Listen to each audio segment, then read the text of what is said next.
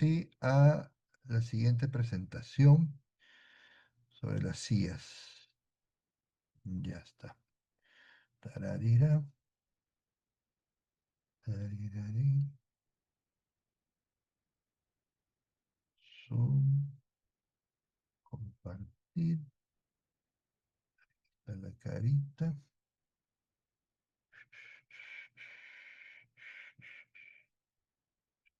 Mm, final. Ya está. De acuerdo al sílabo, hoy vamos a trabajar el tema de la inteligencia artificial, sus bases, hay que comprender las bases, cómo empezó esto, y las aplicaciones. Lógicamente, las aplicaciones en el marco de la tarea, del objetivo del curso, ¿no? Que es mejorar la calidad de elaboración de preguntas objetivas múltiples. Entonces, eh, en casi todas las ponencias en las que asistimos, siempre respecto a la evolución de la velocidad en la que el conocimiento se disemina, el conocimiento científico, incluso en lo científico, va creciendo de manera exponencial, le hemos escuchado bastante y es cierto, ¿no? Pero este tema de la inteligencia artificial está realmente haciendo bastantes cambios en la actualidad, en la producción, en la economía, ¿no? Pero es importante comprenderla, qué pasó, cómo inició, cuál es su derrotero, cuál es su lógica, cuáles son sus principios, entenderlos bien, porque al entenderlos bien también nosotros vamos a aplicarla bien, de manera correcta, de manera contextualizada, ¿no? No pensar que es la panacea, no pensar que es la solución, no, es solamente una herramienta que usada críticamente nos puede aportar, ¿no? Entonces, si nosotros, por ejemplo, nosotros sabemos que existe la medicina basada en evidencias, ¿no? Y esa medicina basada en evidencias, pues salva vidas, nos permite tomar decisiones críticas, bien analizadas, bien fundamentadas, y en base a esos datos, a esas informaciones, hacemos actos médicos y salvamos vidas, ¿no? Entonces, si ahora tenemos una herramienta que nos permite sistematizar, organizar, secuenciar y nos permite, nos proporciona insumos, ¿no? De mayor calidad, también va a haber un impacto, pues, para la labor médica, ¿no? Pero, ¿qué pasaría si no lo comprendemos bien y pretendemos, por ejemplo, que sea la inteligencia artificial la que desarrolle los contenidos de mi sílabo? Yo le entrego, IA, tengo estos temas, desarrollamelos. Lo va a hacer seguramente y lo va a hacer bonito. La pregunta es, ¿lo está haciendo bien? El que conoce al estudiante eres tú, el que conoce el contexto, la universidad, sus limitaciones, sus problemas socioculturales, la expectativa del padre de familia, la expectativa del alumno, la expectativa de la comunidad, sus carencias, sus potencialidades. Eres tú como docente y médico, ¿no? Entonces, quien hace la graduación del contenido y también de la interacción, el que interactúa con el docente, con el estudiante, eres tú en el aula. Entonces, haríamos mal en pensar que la IA va a hacer todo. Ahora, que la IA nos puede ayudar, sí, pero hay que saber utilizarla de manera consciente, de manera coherente. Bien, entonces vamos a retroceder un poco en el tiempo para ver un poquito de antecedentes de la inteligencia artificial. En el contexto de Inglaterra en la Segunda Revolución Industrial, Charles Babbage, él era un matemático que diseñó una máquina para calcular funciones numéricas por un método, el método de diferencias, ¿no? Eh, un hombre avanzado para su tiempo, ¿no? Hizo esta propuesta, esta máquina la logró elaborar y funcionaba, ¿no? Y luego tuvo la idea de elaborar una segunda máquina, ¿no? Pero esta máquina nunca la logró construir. Eh, en la primera máquina, es la máquina de cálculo, he conseguido unas imágenes, era efectivamente una máquina, ¿no? Y tenía poleas, tenía engranajes, tenía fuelles, lo que ven ahí, esa es una foto que se conserva, que se tiene de la máquina, ¿no? Y estas máquinas lo que hacían era calcular operaciones complejas, como tabla de logaritmo, funciones trigonométricas, y eso, e incluso algunas tablas astronómicas, ¿no? Y esas tablas en esa época, ¿para qué se necesitaban? Para la navegación, para las construcciones, para la ingeniería, para la astronomía y para la banca y seguros. ¿Qué pasaba? Para la navegación, para calcular latitud, altitud, antes de esas tablas habían personas, ¿no? Que hacían los cálculos, las ubicaciones, usaban el astrolabio, las posiciones y hacían los cálculos para tomar la mejor dirección. Pero se cometían errores y los errores significaban pues a veces desastres o a veces pérdida de tiempo, ¿no? En cambio, esta máquina logró hacer eso sin error, en menor tiempo y logró imprimirlas. Imprimía las tablas, ¿no? Pero veamos, he ampliado. Ustedes ven en la foto inferior, ven unos engranajes, he hecho una ampliación y esos engranajes, cada diente tiene un número, 0, 1, 2, 3, 4, 10. Y cada giro mueve otro giro, pero otro fuelle, otro rodaje, otro rodaje, otro rodaje, y así sacaban los cálculos. Miren, puro ingenio humano. Lo logró. Como les dije, luego intentó construir una máquina que fuera programable, porque la máquina anterior, si bien es cierto, lograba hacer cálculos muy útiles, eran secuenciados, pero eran lineales, no había una forma de hacer giros o programaciones ante nuevas situaciones. Y él intentó hacerlo y tuvo la idea, la escribió en un documento, ¿no? Pero no logró construirla. Y otra matemática, Ada Lovelace, ¿no? Ella se interesó en su máquina y promovió mucho que esta máquina fuera construida, pero incluso ella no lo logró. Ahora, esta señora Lovelace, fue la primera programadora, pero ¿por qué? Miren, eh, ella comprendió la importancia de esta máquina, ¿no? La estudió, pero tuvo una oportunidad. Ella consiguió un manual escrito en francés y lo tradujo al inglés. Y al traducirlo, ¿no? Marcado con cuadritos rojos, ella le agregó unas notas personales. O sea, hizo la traducción del manual de funcionamiento de esa máquina, ¿no? Que había sido encargado a un francés, bueno, él lo hizo en su idioma y había que traducirlo al inglés. Y ella lo hizo, pero puso de su cosecha. Ella comprendía el mecanismo, ¿no? Y anotó. Y este es un documento original. ¿Pero qué anotó? Anotó un algoritmo para calcular los números de Bernoulli, ¿ya? Entonces, a ustedes les habrá pasado que cuando leen un artículo científico, hacen sus anotaciones y dicen, bueno, esto podemos manejarlo de esta manera, o aquí podemos hacer algo más. Igual le pasó a ella, ¿no? Esto lo puedo aplicar de otra manera, o de repente yo tengo conocimientos suficientes y puedo discrepar con el autor. Igual le pasó a ella, ¿no? Entonces, ella escribió esta fórmula que es el equivalente ahora es como si fuera la primera programadora. Una cosa es la computadora, el hardware, y aquí está el software, el diseño, el número, la lógica. Ella lo planteó con números.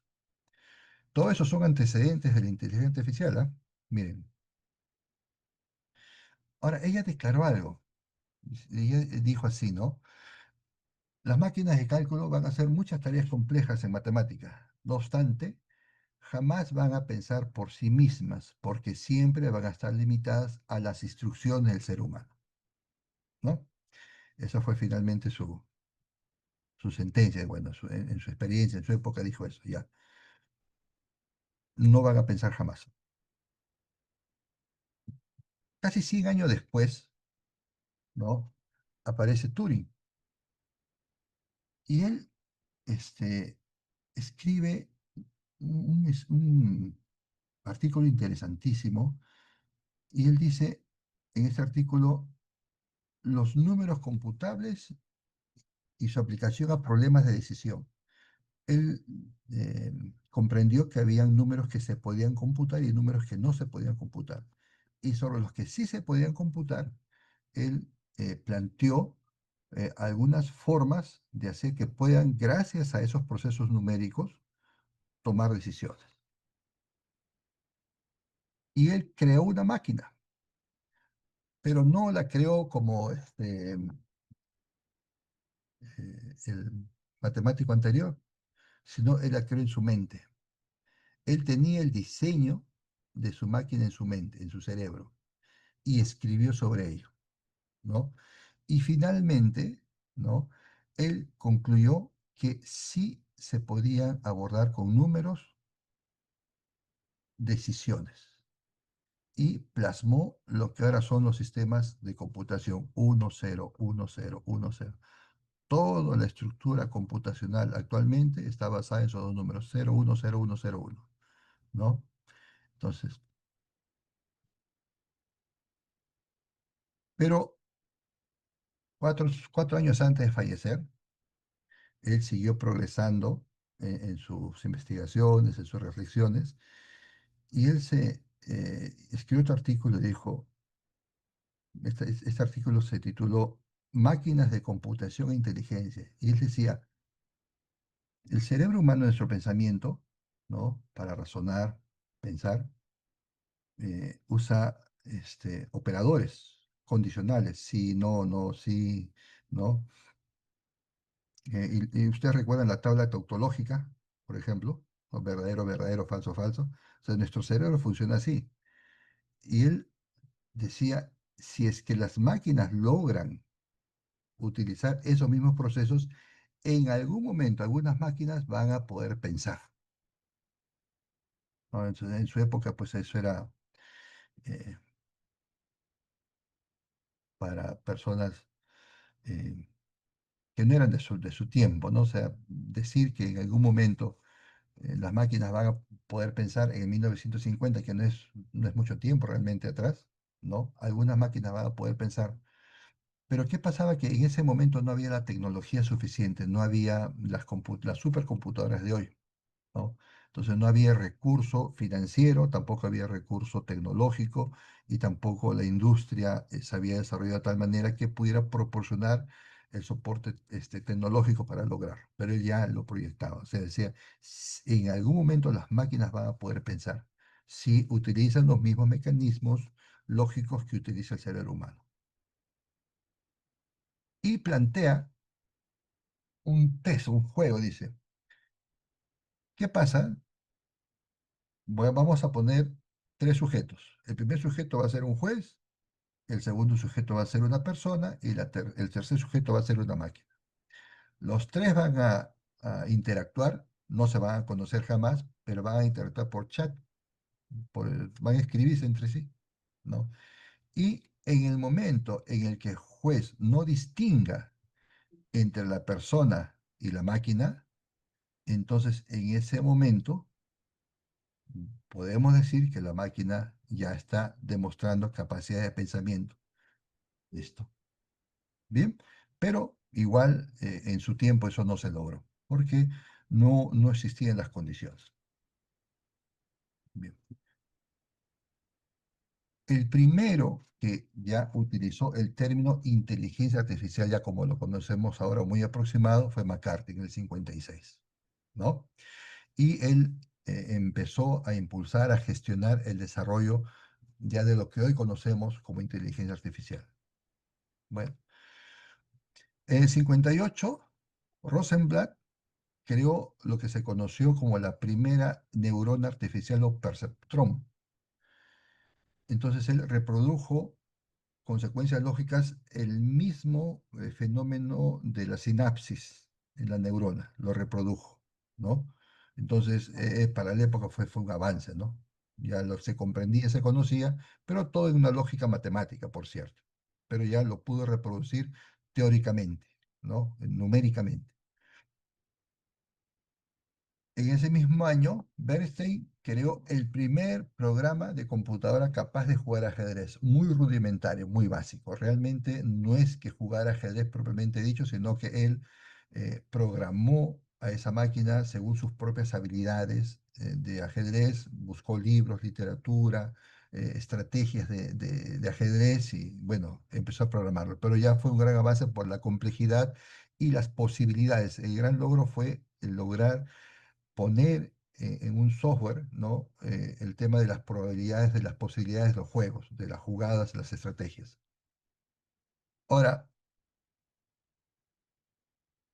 luego, en el 66 apareció ya un chatbot, Elisa, ¿no? Que interactuaba con las personas y tenía, digamos, un fin terapeuta tipo psicólogo. Pero tenía un problema. Realmente esto era un gran banco de preguntas y respuestas. Y cuando la persona preguntaba algo que no estaba en el banco de preguntas y respuestas, Elisa tenía un bucle. Le decía, no comprendo tu pregunta. Y la persona le decía, pero si te estoy diciendo con claridad, le escribía, ¿no? Pero igual no comprendo tu pregunta. Pero ya empezaba a haber una interacción por texto entre las máquinas y las personas. Esto fue interesantísimo, pero también tuvo sus limitaciones. Luego, entre los 70, 80 y 90 ya le llaman la época del invierno de la IA. Las anteriores experiencias, de alguna manera, fueron financiadas en principio por la Revolución Industrial, ¿no? Y luego, con Turing, por el fenómeno de la Primera y la Segunda Guerra Mundial, que fue la época, o sea, se necesitaban nuevas eh, estrategias, nuevas herramientas aplicadas pues al mundo bélico y había mucha inversión, que también se aplicaba a la industria, pero en los años 70, 80, 90 ya el Estado americano, el Estado inglés ya no invirtieron mucho, entonces ya se redujo los avances en ella. Y más bien la posta fue tomada por la empresa privada, Futuro, ¿no? Y aparece en el 97 Deep Blue, que fue la primera máquina o computadora que logró ganarle un juego de ajedrez a Gary Kasparov. Es un hecho histórico, ¿no? Entonces ya aparecían las nuevas generaciones de computadoras capaces de procesar a mayor velocidad y de jugar contra campeones de ajedrez. Entonces, eh, con todas las limitaciones de la época, ganarle a un pensador, a un estratega humano, campeón mundial, ya hizo un hito, ¿no? Y entonces ya se dieron cuenta que había todo un mundo por avanzar y que era, digamos, un camino relativamente seguro seguir hacia ese tipo de inversión. Luego, en el 2011, ya nos estamos acercando a nuestra época, ¿no? IBM eh, ganó un juego llamado Jeopardy. ¿En qué consistía este juego?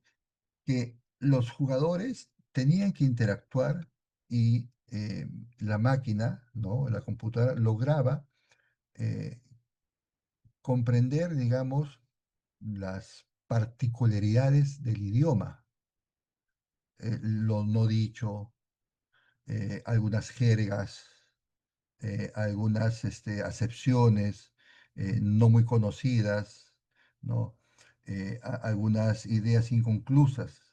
Esta máquina logró interactuar a ese nivel y entregar respuestas, ¿no? Entonces superó el problema de Lisa, que no encontraba una respuesta y daba un bucle. En este caso no. Esta máquina de Watson logró hacerlo. Entonces ya apuntaron hacia el diálogo con el humano. En el 2011 también apareció Siri, ¿no? Es de Apple, y Siri ya conversaba contigo. No era, digamos, una conversación como las que ahora suceden con las IAs, pero ya era un asistente que te programaba llamadas, que te organizaba las agendas, que te da información puntual. Era un acompañante, pero dense cuenta que ya las computadoras, estos sistemas ya interactuaban más con el humano. O sea, buscaban aprender y comprender y se explotaba más la interacción con el ser humano, con nosotros, ¿no? Y en el 2017 los ingenieros de Google publican una investigación en la que resuelven gran parte de los problemas Y no lo hice aquí, no se nota en todo caso, pero lo que pasa es que el lenguaje humano es cultura.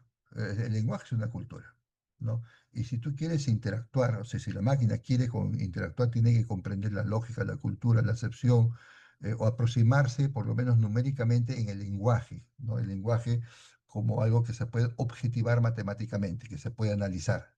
Cada una de estas palabras, nuestras estructuras gramaticales, nuestra sintaxis, los errores que cometemos son analizados, son interpretados y nos pueden preparar respuestas. Bien, entonces Google en el 17 ya lo plantea y esto es un antes y un después. El mismo Google en el 21, o sea, hace muy pocos años, presenta Lambda, ¿no? Que es una inteligencia artificial que era capaz de crear cuentos. Tú le decías, soy un ingeniero y necesito que me cuentes, que elabórame un cuento que empieza en un planeta X y yo soy tal personaje. Ya, créame ese cuento. Y le queda el cuento rápidamente. Pero Google, digamos, no lo abrió al público. Esto fue una presentación cerrada para un público muy concreto, muy específico. Se filtró en la prensa, bueno, hubo prensa para eso, pero jamás lo abrieron, ¿no?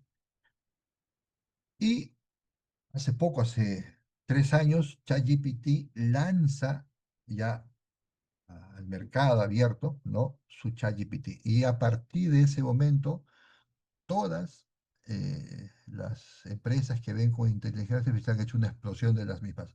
Ahora tenemos inteligencia para resumir, inteligencia para buscar artículos científicos, tenemos inteligencia para diseño gráfico, inteligencia para detectar errores en las construcciones, para elaborar planos, para detectar errores en los planos. Bueno, una cantidad enorme de inteligencias aplicativas para las actividades humanas, pero todas privilegian el lenguaje, ¿no? Y el lenguaje hablado, o escrito, perdón, incluso hablado, porque puedes interactuar ahora verbalmente, pero las últimas inteligencias están focalizándose en procesamiento de datos masivos. Tú les entregas archivos en Excel, incluso en PDF, y son capaces de leerte la información, de analizar tendencias, de entregarte propuestas de resultados según tus requerimientos. Y el arte de todo esto, como bien lo dijo en un momento uno de los doctores, es el arte de elaborar el prompt, ¿no? Tú puedes interactuar con la IA en la medida que comprendes cuál es la lógica de elaborar el documento o la instrucción llamada prompt. Pero aquí surge esto, y aquí vamos al tema, ¿no? Que es lo que constantemente decimos, ¿no? Y defendemos, ¿no? Vamos a entrar en un momento a una discusión grupal, va a ser aleatoria, 4 o 5 personas, y vamos a discutir de nosotros, ¿no? Uno, de manera transparente, vamos a preguntarnos, van a conversar entre ustedes, ¿utilizamos la IA actualmente para fortalecer nuestro ejercicio docente? ¿Si realmente la estamos utilizando? Esta tecnología apareció hace 3 años, pero bueno, en los 2 últimos años, o en el último año, ¿no? En estos meses, a pesar que sabemos que existe, ¿la estamos utilizando, sí o no? Lo conversaremos, ¿no? Lo diremos. Ahora, la segunda pregunta es, ¿cuáles serían las consecuencias para el desarrollo de la capacidad de elaborar preguntas objetivas si un docente le pide directamente a la IA que las elabore? Converse, ¿qué consecuencias tiene para el propio docente, para los estudiantes?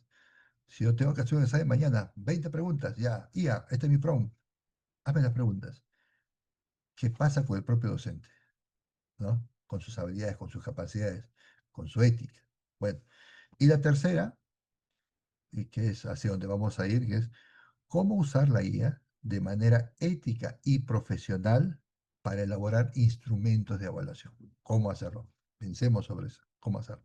Bien, entonces vamos a tomarnos, yo creo que media hora es bastante, son las 8:30 hasta las 9, sí, está bien. Y de pasada ya el doctor Salcedo tiene la última hora, 20 minutos. Vamos a organizarlos en grupos de discusión, va a ser aleatorio. Estas preguntas las voy a copiar en el chat o tomen un screen, por favor, para que la puedan compartir.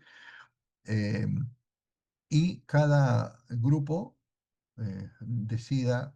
por favor, a un relator para que cuando retornemos nos compartan la riqueza de la discusión que van a tener sobre estas preguntas. Recuerden, la primera, ¿estamos utilizando actualmente la IA para fortalecer nuestro ejercicio en la docencia? Dos, ¿cuáles serían las consecuencias para el desarrollo de la capacidad de elaborar preguntas objetivas si un docente le dice a la IA directamente, toma mi prompt, hazme las 20 preguntas? ¿Qué pasaría con el mismo docente? Tres, ya ante ese escenario, ¿cómo usaríamos la IA de manera ética y profesional para elaborar instrumentos de evaluación? ¿Ya? Lógicamente, no solamente múltiples, hay todo tipo de instrumentos de evaluación, pero cómo utilizarlas profesional y éticamente para enriquecernos. Entonces voy a armar los grupos y después de 20 minutos retornamos. Elijan, recuerden por favor a un relator. Tararira, dejar de compartir. ¿Hay alguna duda antes de entrar a los grupos? Por favor, me avisan. César, piden que por favor repitas las preguntas. Claro, ¿cómo no?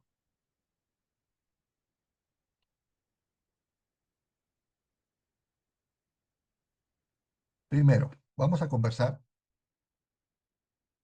Colega, ¿estamos utilizando actualmente la IA para fortalecer el ejercicio de la docencia? O sea, la uso para analizar artículos, estoy usando la IA para de repente corregir los exámenes de mis estudiantes, quiero hacer, digamos, una rúbrica. Yo tengo un modelo de rúbrica en mi universidad muy bueno, pero quiero someterla a la IA para ver si la puedo perfeccionar.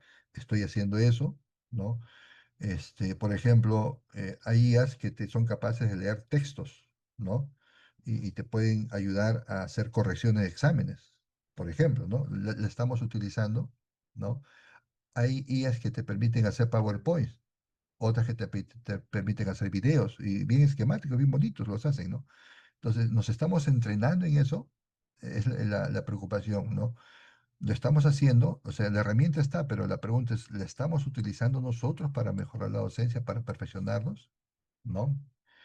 La segunda pregunta, ¿qué pasaría o qué consecuencias tendríamos para el desarrollo de nuestra propia capacidad para elaborar instrumentos o preguntas si un docente le pide directamente a la IA que las elabore? O sea, le entrego mi prompt, como es un curso del profesor Pastor, me va a entregar mi prompt, agarro el prompt, lo copio y lo pego en DeepSeek, en ChatGPT, en Gemini, y le digo, ya, en base a estas instrucciones, elabórame 20 preguntas, ya.